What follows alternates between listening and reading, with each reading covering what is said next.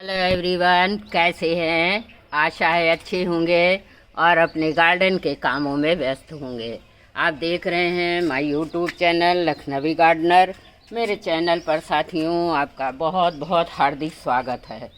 आज मैं फिर आपके लिए एडेनियम की कुछ अच्छी ज़रूरी जानकारी लेकर आई हूँ साथियों। आज मैं आपको बताऊँगी कि अब तो हम सभी के प्लांटों में अच्छी अच्छी ग्रोथ आ गई है और ग्रोथ के साथ साथ साथियों मेरे प्लांट में तो पत्तियों का कहीं नामो निशान ही नहीं है, सब कलियों का गुच्छा ही है। ये देखिए, पास से दिखाना चाहती हूँ कि ग्रोथ में कलियों का ही गुच्छा है। तो अगर आप भी चाहते हैं कि आपके प्लांट में भी अच्छी ग्रोथ आए और फूलों की भरमार हो जाए तो वीडियो को शुरू से अंत तक देखिएगा, बीच में स्किप बिल्कुल ना करिएगा। और पहली बार आए हैं तो सब्सक्राइब कर दीजिएगा ताकि सारी जानकारी एडेनियम की आपको मिलती रहे। तो आज मैं आपको बताना चाहूँगी कि हमारे गार्डन में जो एडेनियम का मदर प्लांट है, आपको कई बार मैंने दिखाया है। मार्च के महीने में देखिए इतनी ज़्यादा ब्लूमिंग आ गई है।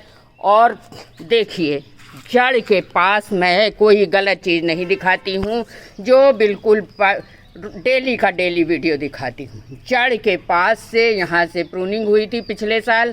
इस साल मैंने ना तो इनकी प्रूनिंग की है और ना ही रिपोर्टिंग की है। तो फूलों के साथ साथ आपको कलियों का गुच्छा भी दिखाऊंगी साथियों। मदर प्लांट हैं, इनको 10-12 साल से आप देख रहे हैं। तो मैंने ना इनकी प्रूनिंग की है और ना ही रिपोर्टिंग की है। बहुत ज़्यादा हैवी प्लांट है, लेकिन फिर भी मेरे प्लांट में ब्लूमिंग, कलियां, ग्रोथ सब कुछ है। इसका क्या राज है तो वो सब आज के बीच में मैं शेयर करना चाहती हूँ। सबसे पहले तो आप सब्सक्राइब कर लीजिए, जिससे ताकि सारी अच्छी जानकारियाँ मिलती रहें और आपके गार्डन में भी इसी तरह की फ्लावरिंग मार्च के महीने से ही मिलती रहे। देखिए, मैं फिर से दिखाना चाहूँगी कि ये जड़ के पास ही निकला हुआ है, पत्ती नहीं है, केवल फूल है। तो चलिए वीडियो को शुरू करती हूँ। देर ना करते हुए आपको सारी जानकारी देना चाह रही हूँ। प्रूनिंग रिपोर्टिंग ना होने के बाद भी मेरे प्लांट में कलियाँ हैं, फूल हैं, उसका क्या राज है वो बताना चाहती हूँ आपको। तो फरवरी के लास्ट में साथियों मैंने इनके प्लांट में सबसे पहला तो मैंने क्या किया था, पूरा प्रोसेस बताऊंगी। मट्टी के किनारे किनारे जड़ों के गुड़ाई करके मैंने सीवीड फर्टिलाइज़र डीएपी के 4-4 दाने किनारे से जड़ों के किनारे ऐसे मट्टी को ढीला करके डीएपी के कम से कम, ये बहुत बड़ा प्लांट है, इसमें 10-12 दाना मैंने डीएपी का डाला था। डीएपी मतलब कई लोग पूछते हैं डीएपी का क्या मतलब होता है मैम। तो डीएपी का मतलब होता है डाई अमोनिया फास्फोरस। तो सारी ब्रांचेस जैसे ही मैंने डीएपी डाल के पानी का छिड़काव किया, सारी ब्रांचों में पत्तियां, कलियां सब स्टार्ट हो गई। तो ये फर्टिलाइज़र दिया था। दूसरा फर्टिलाइज़र मैंने इसको दिया है 20 दिन के बाद। पूरा वीडियो सही से देखिएगा और समझिएगा कि रिपोर्टिंग और प्रूनिंग ना करने के बाद भी मेरे प्लांट में इतनी ग्रोथ, इतनी फ्लावरिंग किस तरह से आई है। दूसरा फर्टिलाइज़र मैंने दिया है इनको 20 दिन के बाद। साथियों ध्यान रहे, अगर आप चाहोगे कि बहुत जल्दी जल्दी फ्लावरिंग आए, कलियां आएँ और जल्दी जल्दी फर्टिलाइज़र दे दें तो वो कतई मत करिएगा। ज़्यादा फर्टिलाइज़र देने से हमारे प्लांट अफेक्टेड हो जाते हैं और फ्लावरिंग उस समय तो दिखती है, लेकिन बाद में प्लांट में अब गलत असर भी हो जाता है। तो दूसरा फर्टिलाइज़र मैंने इनको दिया सीवीड फर्टिलाइज़र, पानी में घोल के 1 लीटर पानी में थोड़ा सा घोल के प्लांट के किनारे किनारे दे दिया। ऐसे तो मैं आपको सारे प्लांट दिखाऊंगी, लेकिन आज का वीडियो केवल मदर प्लांट के ऊपर का ही है। तो अब साथियों इनको किस चीज़ की ज़रूरत है वो मैं आपको बताना चाहती हूँ। 2 फर्टिलाइज़र फरवरी के बाद से मैं दे चुकी हूँ। अब तीसरी फर्टिलाइज़र है, कैल्शियम और पोटाश की ज़रूरत है। तो वो कैसे देना है चलिए वो भी मैं आपको बताऊँगी। सबसे पहले तो आप अपने प्लांट को चेक कर लीजिए, ऊपर से नीचे पूरा चेक करिए। देखिए कहीं से कोई सूखी ब्रांच तो नहीं दिख रही। देखिए मेरे प्लांट में दिख रही है, क्योंकि मैं 10 दिन से बाहर थी। आपको बताया हुआ था जो सूखी ब्रांच है, कई ब्रांचेज मेरी सूख चुकी हैं साथियों। ये देखिए, ये ब्रांच भी सूखी हुई है। तो सूखी ब्रांचों को पास से दिखा दे रही हूँ, हटा दीजिए, वरना दूसरी ब्रांचेज भी सूखने लगेंगी और उसमें भी अफेक्ट हो जाएगा। इस तरह से ये देखिए, ये ब्रांच भी एकदम सूख गई है। यहाँ से एकदम सूखी क्या है, एकदम ख़राब हो गई है। तो यहाँ से सूखी ब्रांचों को आप काट दीजिए। जहाँ से आपको साफ दिखे, हरा दिखाई देने लगे, वहाँ तक पूरी ब्रांच को काट देना है। चलिए, काट तो चुके हम अपनी ब्रांचों को काट चुके। अब करना क्या है, जहाँ से मैंने ब्रांच को काटा है वहाँ ऐसे मत छोड़िएगा। फंजीसाइड पाउडर को ज़रूर अप्लाई करके लगा दीजिए। ये देखिए, काफ़ी ज़्यादा ख़राब हो चुका था, चूँकि 10 दिन से मैं बाहर थी। तो इस तरह से आपको जहाँ से काटिए वहाँ फंजीसाइड पाउडर ज़रूर लगा दीजिए।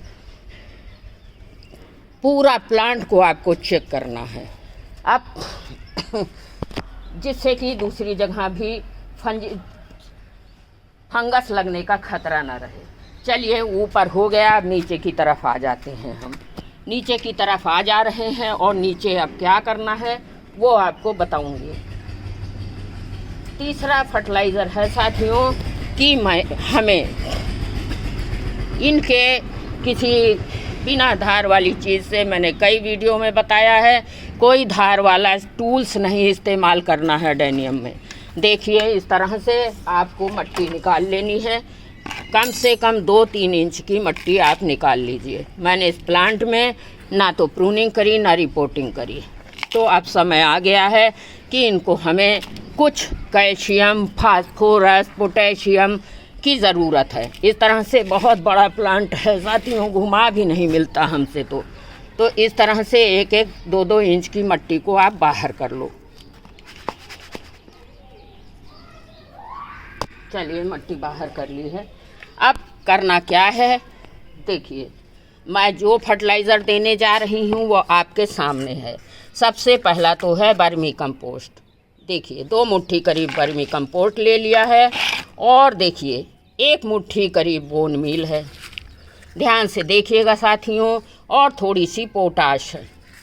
इस समय हमें अपने प्लांट में ज़्यादा फ्लावरिंग, गुच्छों में फ्लावर पाने के लिए पोटाश देने की आवश्यकता है।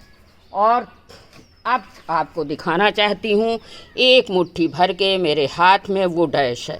इन 4 चीज़ों का मिश्रण तैयार कर लीजिए। आपको पास से दिखा देती हूँ। सबसे पहला है बोन मील, दूसरा है वर्मी कंपोस्ट, तीसरा है वो डैश, चौथा है पोटाश। अब इसमें साथियों हमको क्या मिलाना है वो भी आपको बताने जा रही हूँ। ये देखिए, आप साफ फंजीसाइड पाउडर है, ये आपके पास जो भी कुछ है मिला लीजिए, या साफ मिला लीजिए, बाइवैक्सीन मिला लीजिए। इस तरह से आप इसमें थोड़ा थोड़ा साफ पाउडर को मिला लीजिए और इस तरह से बना के मिक्सचर तैयार कर लीजिए। अगर बड़ा प्लांट है, आपको रिपोर्टिंग नहीं करनी है, फिर भी फ्लावर इस तरह से पाने हैं, गुच्छों में पाने हैं, पत्तियां नहीं केवल फूल पाने हैं, तो इस फर्टिलाइज़र का इस्तेमाल आप अपने मदर प्लांट पर ज़रूर करिएगा। देखिए, मेरा मिक्सचर तैयार हो गया।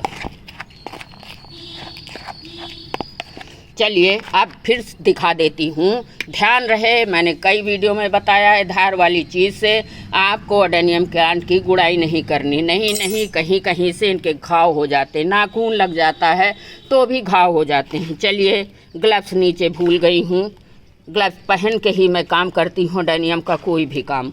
ये देखिए, अपने प्लांट की ज़रूरत के हिसाब से, ये तो बहुत बड़ा प्लांट है साथियों, इसमें कम से कम 4-5 मुट्ठी फर्टिलाइज़र तो लगेगा ही लगेगा। इस तरह से पूरे प्लांट में। और ध्यान रहे आपको, जिस दिन आपको फर्टिलाइज़र देना है 2 दिन पहले पानी देना रोक दीजिएगा। अगर सूखा होगा हमारा मट्टी और हम फर्टिलाइज़र देंगे तो हमारे जड़ों तक बहुत अच्छे से काम कर पाएगा जाके।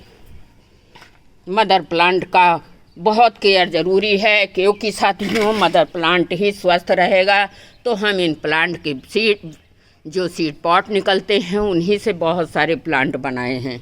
तो इस तरह से आपको खाद दे देनी है, सब तरफ घुमा घुमा के दे देना है। ध्यान रहे कि जड़ों से थोड़ा सा दूर। हालांकि मेरे प्लांट तो पूरा गमला को कवर कर चुके हैं, जगह ही नहीं बची है, फिर भी थोड़ी जड़ों से थोड़ी दूर पर दीजिएगा और इस तरह से पूरा फर्टिलाइज़र आप दे दीजिए। अब लास्ट में करना क्या है साथियों, वही जो मिट्टी निकली हुई थी उसी को ऊपर से इस तरह से अपने फर्टिलाइज़र को कवर कर दीजिए।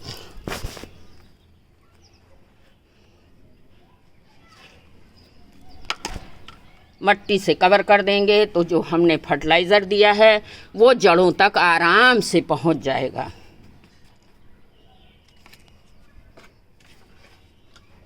इस तरह से आप उसी निकली हुई मिट्टी को ऊपर से कवर कर दीजिए। ध्यान रखें कि आपको 1 इंच की जगह छोड़नी है, क्योंकि अगली बार जब हम फर्टिलाइज़र देंगे तो फर्टिलाइज़र की जगह भी प्लांट में होनी चाहिए। चलिए, फर्टिलाइज़र भी हो गया, केयर भी हो गई। अब पूरी तरह से मिट्टी भी मैंने ढक दी है और घुमा घुमा के सब तरफ फर्टिलाइज़र भी दे दिया। ध्यान रहे साथियों कि ऐसा ना हो कि आप एक ही तरफ फर्टिलाइज़र देते जाए। अब लास्ट काम रह गया है वाटरिंग का। तो चलिए 1 लीटर पानी आप साफ ले लीजिए सादा, और उसमें ध्यान रहे साथियों फंजीसाइड पाउडर ज़रूर मिलाइएगा। मैं तो मिला चुकी हूँ, क्योंकि एक हाथ में कैमरा है, एक हाथ से काम कर रही हूँ। तो देखिए 1 लीटर पानी में आप फंजीसाइड को अच्छे से घोल लीजिए, हिला के मिला लीजिए। अब करना क्या है, ध्यान रहे साथियों कि जो फर्टिलाइज़र हमने दिया है वो हमारे प्लांट की जड़ों को मिले। उसके लिए हमें क्या करना होगा, फंजीसाइड पाउडर मिलाया हुआ है, इसकी जड़ों में इस तरह से आप पानी दे दीजिए। पानी इतना देना है कि जिससे केवल आपका फर्टिलाइज़र और मिट्टी मिक्स हो के जड़ों को पहुंचा पाए। नीचे ड्रेनेज होल से निकलने वाला पानी अभी आपको नहीं देना है, नहीं तो होगा क्या, ड्रेनेज होल से हमारा सारा फर्टिलाइज़र बाहर निकल जाएगा और हमारे प्लांट को कोई फ़ायदा नहीं मिलेगा। इस तरह से आपको पानी दे देना है। अब ध्यान रहे कि आपको 10 और 15 दिन के अंतराल में पानी नहीं देना है, क्योंकि अब हमारे प्लांट में कलियां, फूल, कलियां और ग्रोथ सब स्टार्ट हो गई है।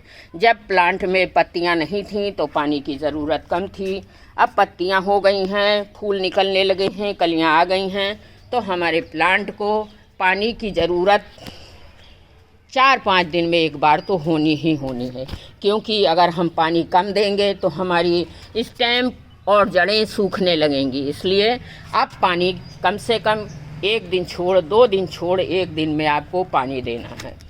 ये रहा दोस्तों मदर प्लांट में हम एडेनियम के कैसे ढेरों फूल पाएँ, मार्च के महीने से ही फ्लावरिंग कैसे पाएँ, उसका वीडियो अगर आपको अच्छा लगा है तो लाइक कमेंट करिएगा और इन तरीक़ों को फॉलो ज़रूर करिएगा। अब लास्ट में आपको पूरा प्लांट दिखा दे रही हूँ मार्च के महीने में कितनी ज़्यादा फ्लावरिंग है। कई लोगों ने कमेंट किया मैम मेरे प्लांट में ना तो अच्छी ग्रोथ है, ना फूल हैं, ना कलियाँ हैं। तो साथियों एडेनियम प्लांट हार्डी प्लांट है, ऐसा तो है, लेकिन थोड़ी बहुत केयर तो इनकी करनी ही पड़ती है। अगर आप थोड़ी बहुत भी केयर करोगे तो मार्च अप्रैल के महीने में आपको इस तरह से बिल्कुल भर भरा के फ्लावरिंग अवश्य मिलेगी। पर ध्यान रहे कि इनको पानी की आवश्यकता बहुत कम होती है। ऐसी जगह आप रखो जहाँ 4-5 घंटे की अच्छी धूप मिलती हो और समय समय पर फर्टिलाइज़र देते रहिए, तो आपका प्लांट भी इसी तरह से हैवी फ्लावरिंग करेगा। वीडियो अच्छा लगा है तो लाइक कमेंट करिएगा। Thank you.